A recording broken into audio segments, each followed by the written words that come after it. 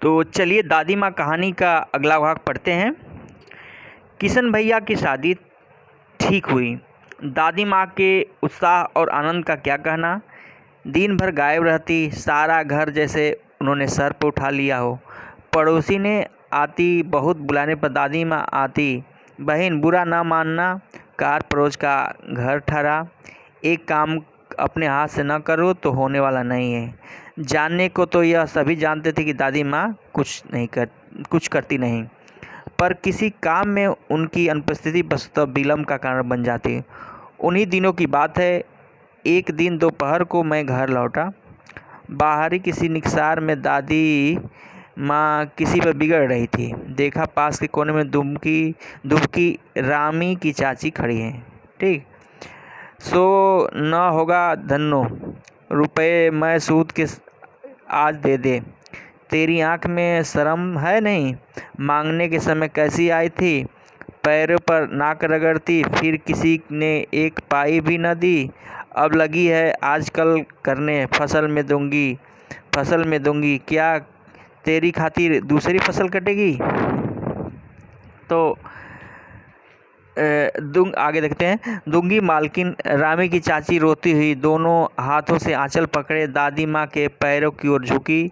बिटिया की शादी है, आप न दया करोगी तो उस बेचारी का निस्तार कैसे होगा?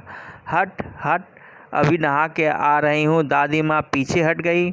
जाने दो दादी, मैंने इस अप्रिय प्रसंग को हटाने की गरज से कहा। बेचारी गरीब है, दे देगी कभी।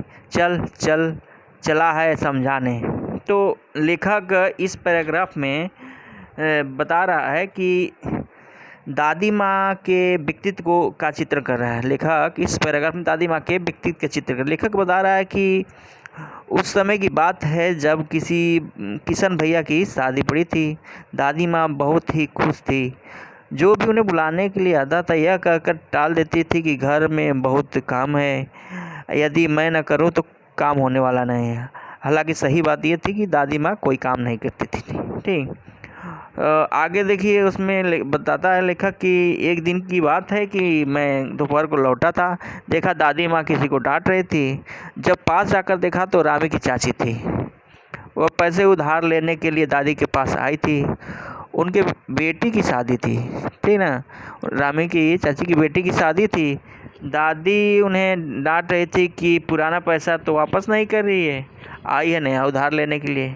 मैं दादी के पास गया और उनसे कहा कि रहने दादी, गरीब है, दे देगी। कुछ दिन बीत गए दादी लेकिन हमें डांट के हटा दी। कुछ दिन बीत जाने के बाद इस बात को हम भूल गए थे, लेकिन एक दिन रामी चाची मिली तो वह दादी माँ को पूतो फलो दूधो नहाओ का आशीर्वाद दे रही थी।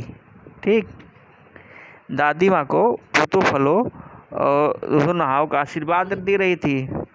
तो हमने पूछा क्या बात है चाची? तो उन्होंने बताया कि मालकिन ने हमारा पुराना पैसा माफ़ कर दिया है और ऊपर से मुझे 10 रुपये दिए हैं कि ले अपनी बेटी की शादी कर, शादी में कोई कमी नहीं होनी चाहिए। तो मैंने कहा कि चाची उस दिन तो दादी आपको डांट रही थी। तो चाची बोली कि बड़ो काम ही बेटा डांटना। तो इस पैराग्राफ में बता रही है कि दादी से रामी चाची पैसा लेने के लिए आई थी। हालांकि शुरुआत में दादी ने डांटा लेकिन बाद में उसे पैसा दिया। ठीक ना, तो मैं आगे पढ़ते हैं, देखते हैं। मैं चुपके से आंगन की ओर चला तो कई दिन बीत गए मैं इस प्रसंग को एकदम भूल सा गया था। एक दिन रास्ते में रामी की चाची मिली। वह दादी को पूतो फलो दूधो नाव का आशीर्वाद दे रही थी। मैंने पूछा क्या बात है धन्नो चाची? तो उन्होंने विह्वल होकर कहा, उरीन हो गई बेटा, भगवान भला करे हमारी मालकिन का। कल ही आई थी, पीछे का सभी रुपया छोड़ दिया, ऊपर से 10 रुपये का नोट देकर बोली, देखना धनो, जैसी तेरी बेटी वैसी मेरी, 10-5 के लिए हंसाई ना हो, देवता है बेटा देवता। उस रोज़ तो बहुत डांट रही थी। मैंने पूछा वह तो बड़ों का काम है बाबू, रुपया देकर डांटे भी न तो लाभ क्या। मैं मन ही मन इस तर्क से हंसता हुआ आगे बढ़ा। तो वही बता रही है लेखक कि धन्नो चाची मिली थी तो उनसे पूछा कि क्या, वो दादी को आशीर्वाद दे रही थी तो पूछा कि क्या बात है दादी। तो उन्होंने बताया कि उन्होंने पुराना पैसा भी माफ़ कर दिया, ऊपर से हमें 10 रुपये दिए और कहा कि बेटी की शादी में किसी प्रकार की कमी नहीं होनी चाहिए, हंसाई नहीं होनी चाहिए। तो आगे देखते हैं आगे क्या है। किशन के विवाह के दिन की बात है। विवाह के 4-5 रोज पहले से ही औरतें रात भर गीत गाती थी। विवाह की रात को अभिनय भी होता था। यह प्राय एक ही कथा हुआ करता। उसमें विवाह से लेकर पुत्रोत्पत्ति तक के सभी दृश्य दिखाए जाते। सभी पाठ औरतें ही करती। मैं बीमार होने के कारण बारात में न जा सका। मेरा ममेरा भाई राघव दलान में सो रहा था। वह भी बारात पहुंचने के बाद आया था। औरतें उस पर आपत्ति की थी। दादी माँ बिगड़ी। लड़की से क्या पड़ता, लड़के और ब्रह्मा का मन एक सा होता है। ठीक, मुझे भी एक चारपाई पर चादर उड़ाकर दादी माँ ने चुपके से सुला दिया। ठीक, बड़ी हंसी आ रही थी। सोचा कहीं जोर से हंस दूं, भेद खुल जाए तो निकाल बाहर किया जाऊंगा, पर भाभी की बात पर हंसी रुक न सकी और भंडाफोड़ हो गया। देबू की माँ ने चादर खींच ली और कहो दादी यह कौन सा बच्चा, बेचारा रोता है, शायद दूध तो पिला दूं। हाथापाई शुरू हो गई। दादी माँ बिगड़ी। लड़के से क्यों लगती है। सुबह रास्ते में देबू की माँ मिली। कल वाला बच्चा भाभी। मैं वहाँ से जोर से भागा और दादी के पास जाकर खड़ा हुआ। वस्तुतः किसी प्रकार का अपराध हो जाने पर जब हम दादी माँ की छाया में खड़े हो जाते हैं तो अभयदान मिल जाती है।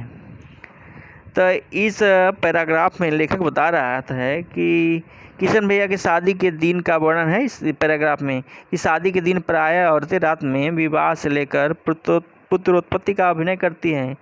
मैं बीमार होने के कारण बारात में नहीं जा सका। मेरा भाई भी बारात में नहीं जा सका।